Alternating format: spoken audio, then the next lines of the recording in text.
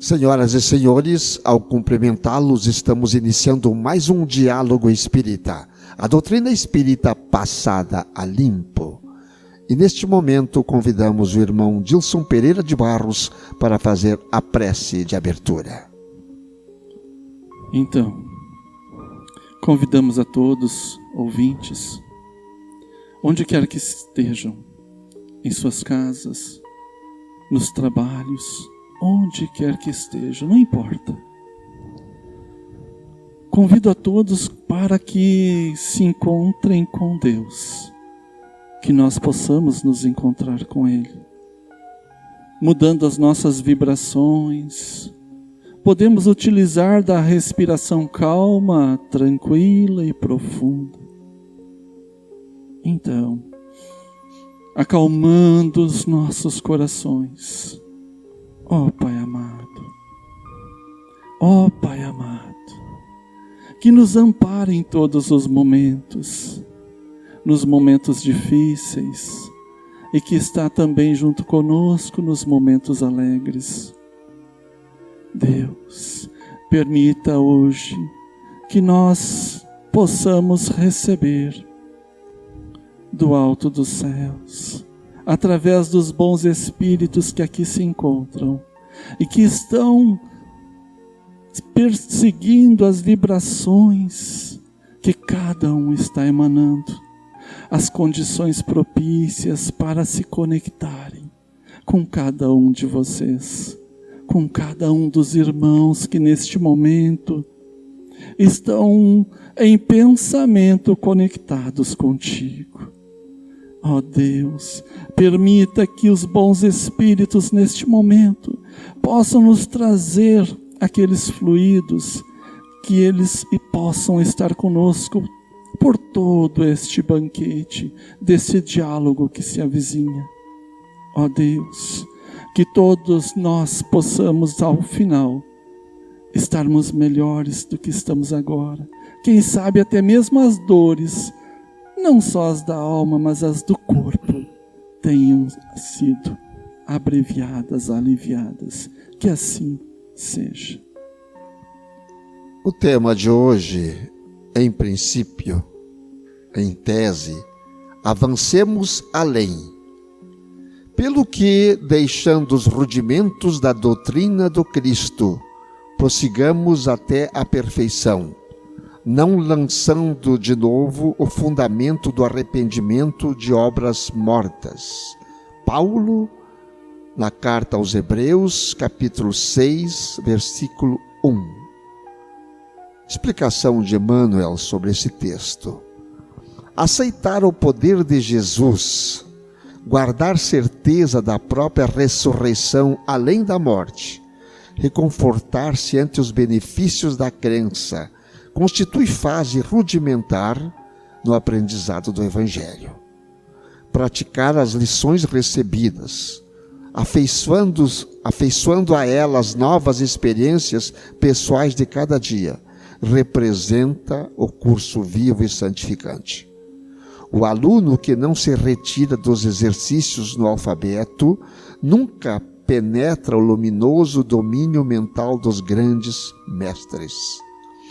Não basta situar nossa alma no pórtico do templo e aí dobrar os joelhos reverentemente. É imprescindível regressar aos caminhos vulgares e concretizar em nós mesmos os princípios da fé redentora, sublimando a vida comum. Que dizer do operário que somente visitasse a porta da sua oficina, louvando-lhe a grandeza, sem contudo dedicar-se ao trabalho que ele reclama? Que dizer do navio admiravelmente equipado que vivesse indefinidamente na praia sem navegar? Existem milhares de crentes da Boa Nova nesta lastimável posição de estacionamento.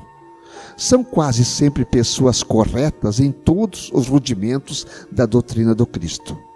Creem, adoram e consolam-se irrepreensivelmente.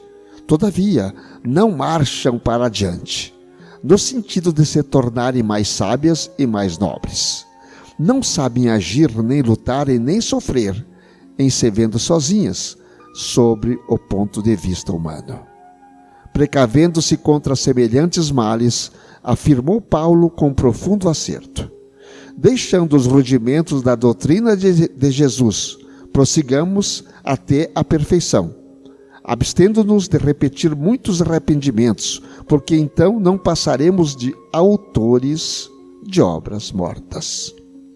Evitemos assim a posição do aluno que estuda e jamais se harmoniza com a lição, recordando também que se o arrependimento é útil, de quando em quando, o arrepender-se a toda hora é sinal de teimosia e viciação.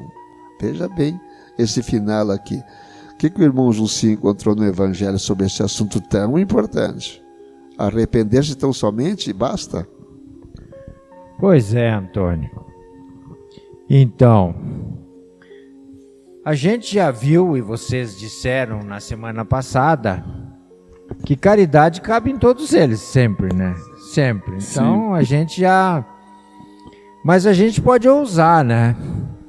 Eu estava aqui atento à tua leitura e não digo divagando, mas fazendo o meu pensamento navegar sobre o Evangelho, e eu vejo assim que o Emmanuel faz uma convocação para que a gente não fique na porta, para que a gente entre, para que a gente não fique na teoria, para que a gente pratique, né? Então o Evangelho, Antônio, no capítulo 20, que fala dos trabalhadores da última hora, na missão dos espíritos e dos obreiros do Senhor, esta convocação se assenta. Se assenta. Porque ali está muito claro, naquilo que Erasto nos ensina a nós espíritas, sobre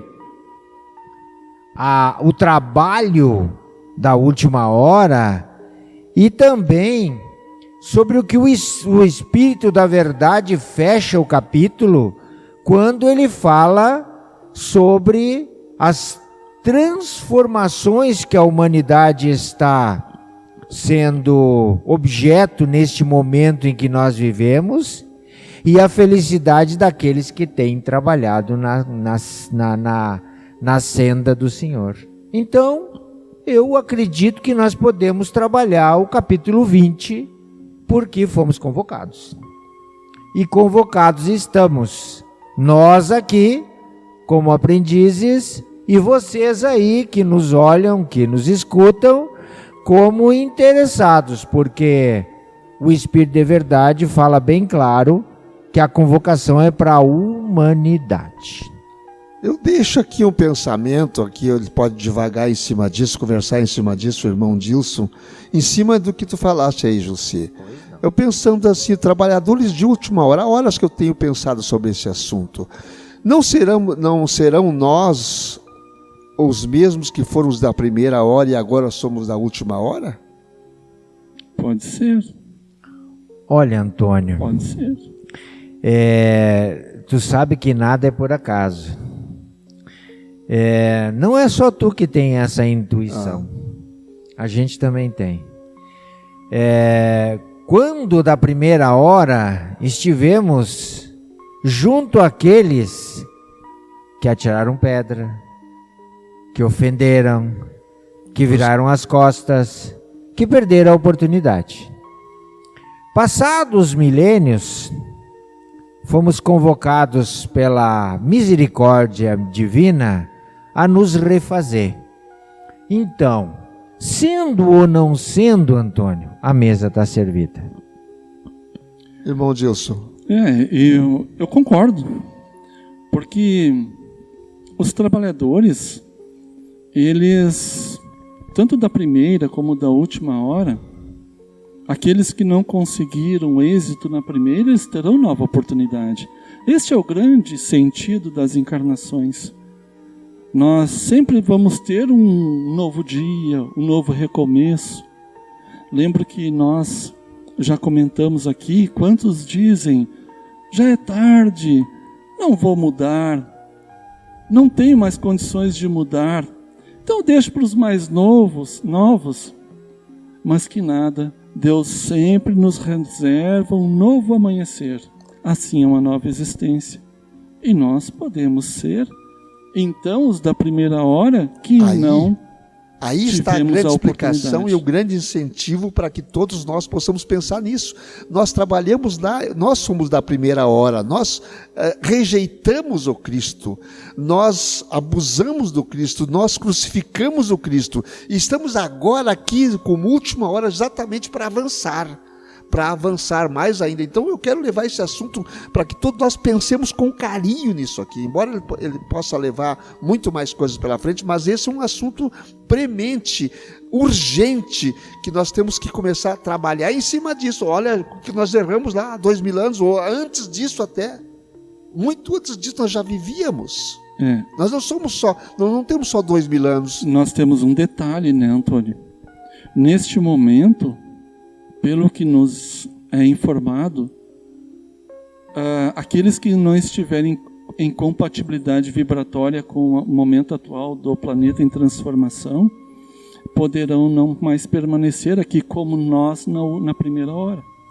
Então é necessário o chamamento que Emmanuel traz sobre Paulo em Hebreus, que neste momento, então, nós temos que ultrapassar os rudimentos da doutrina do Cristo, ou seja, não basta nós acreditarmos, eu ter fé, eu somente acreditar e não ter atitude, não ter a prática, né, desses ensinamentos de tudo que sei. Não é só a leitura, né? Não. É a aplicação da leitura, é a aplicação do ensinamento. Exatamente. Então, citaste Emmanuel, Gilson, e eu aprofundo a ideia que o Antônio levantou. O advento da reencarnação é de uma magnitude na facilitação da compreensão da vida por nós que estamos nessa esteira educativa evoluindo, que se transforma como uma coluna justificadora da lei divina. E Emmanuel é o exemplo. Estava do outro lado do balcão, era aquele senador orgulhoso, né? Sim. Públio Lentulus, que se não maltratou Jesus, fez pouco caso de Jesus, né? Não contribuiu para que a primeira hora fosse efetiva com o mestre presente. E sabes, Jussi, que eu, lendo a obra 2000 anos e me posicionando, eu me identifiquei com Emmanuel por algumas vezes. Como senador, né? Ou até mesmo como Pilatos. E aí, como fica? Então, hoje nós temos... Mas até tu era bonzinho, então. Eu estou abaixo disso ainda. Olha, mas vai saber. Mas então, analisando as nossas tendências atuais e nos colocando no ponto interessante nessas obras, Antônio e Jussi, quando a gente for ler, interessante é nós nos colocarmos no lugar daquele ator, daquele personagem, para nós sentirmos as sensações que eles tinham na época. E por vezes nós vamos perceber que muito pouco mudou. Então é necessário hoje nós termos a atitude até para nos mantermos neste planeta. Nós estávamos falando nos bastidores hoje, Antônio, sobre a nossa pandemia, não é mesmo? Sim. Poxa, Chico já tratava sobre isso. Quem sabe Deus, através da espiritualidade amiga, não nos trouxe a pandemia para unir a humanidade para evitar uma guerra. E nós nos tornarmos esses trabalhadores, Jussi. Uma guerra de muitas proporções.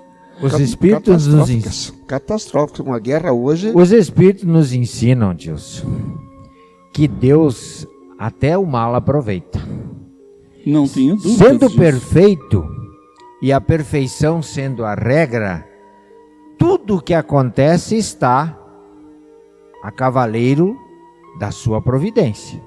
Ele aqui já é uma presunção da minha parte, porque é uma pequenez de gramatical, né, Antônio? Sim. Nós não temos capacidade de mencionar o Criador, né? Mas ele aproveita o mal. Muitas pessoas perguntam de onde vem a pandemia. E eu tenho dito, não foi Deus que criou, gente. Deus não cria o mal. Não foi Deus que criou. Daí a pergunta que vem é, mas então foram os demônios. Bom, demônios propriamente não existem. Existem espíritos adoentados. Eu estava pensando sobre isso, Jussi, agora. E também não foram eles.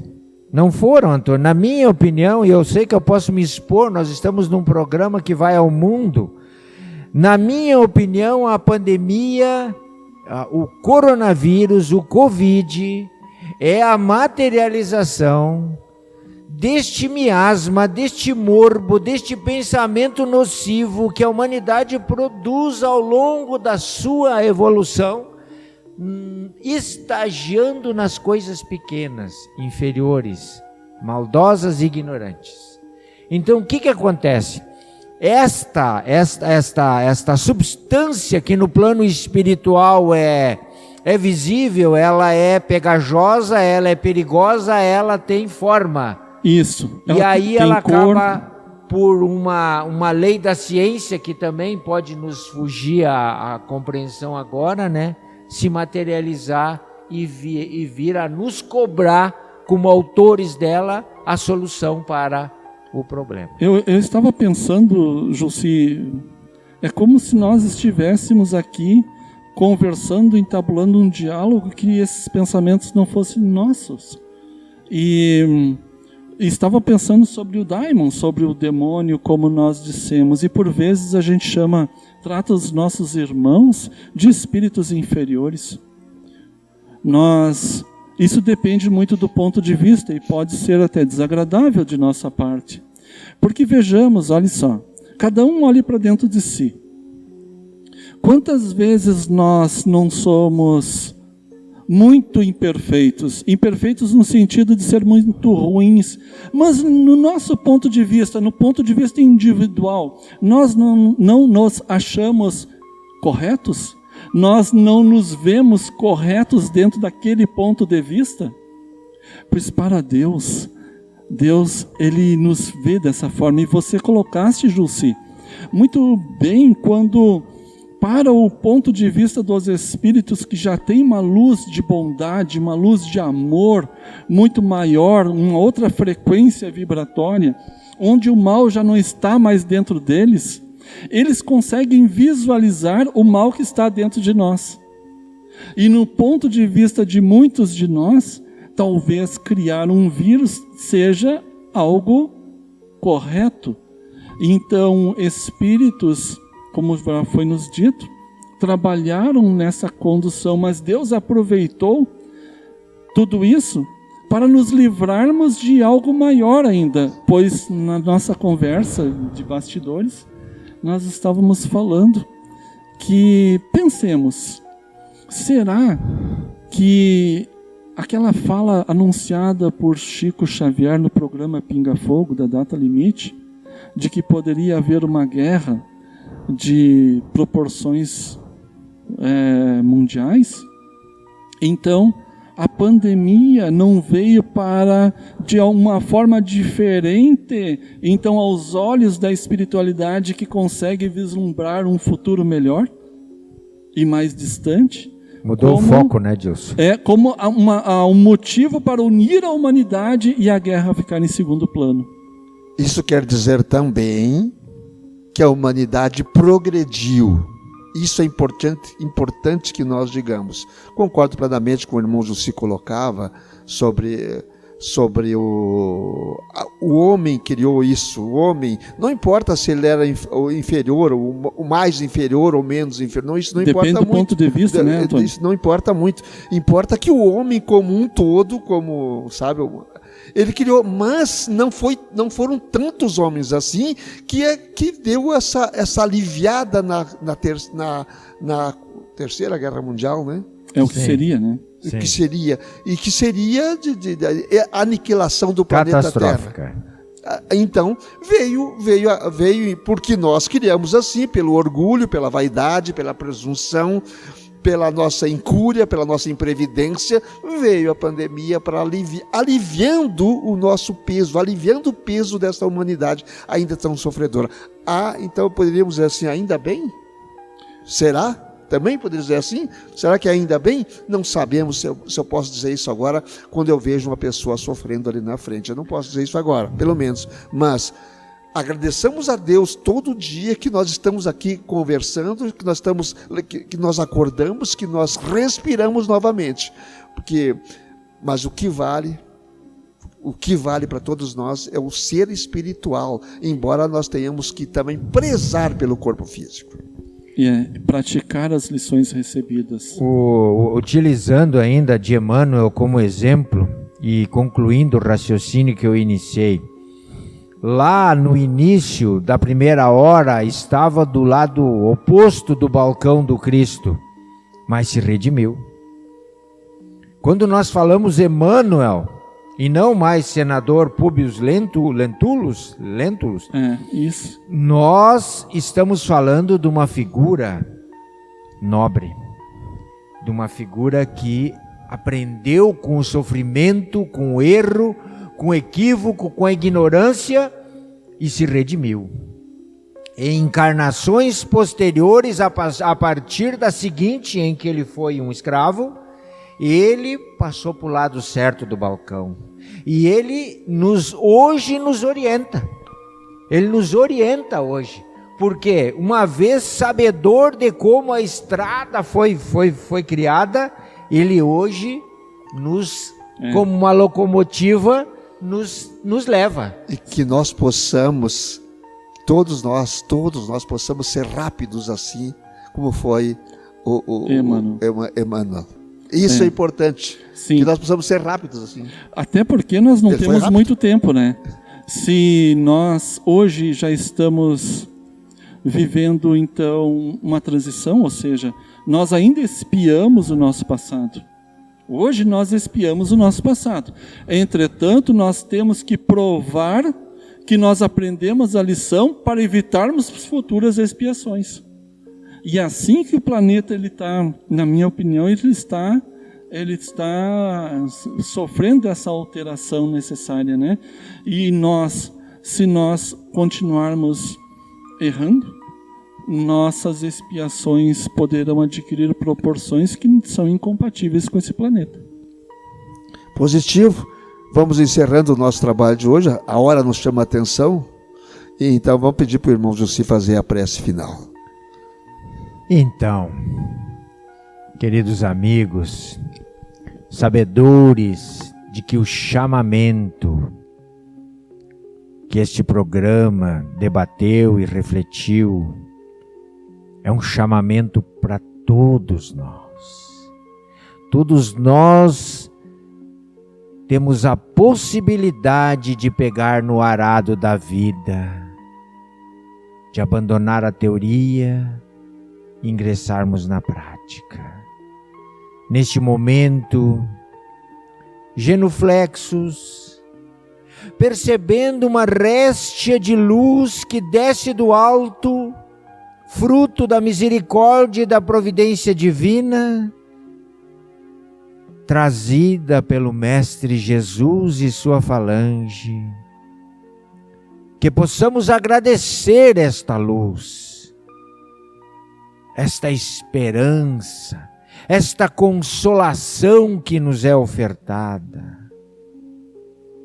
E com muita humildade, com muita alegria, com muita gratidão, com os joelhos da alma dobrados, aceitar, agradecer, receber do alto, de Jesus, de seus prepostos, estas emanações que invadem os nossos corpos, as nossas células, os nossos órgãos, as nossas moléculas, o nosso lar, a nossa comunidade, a nossa família.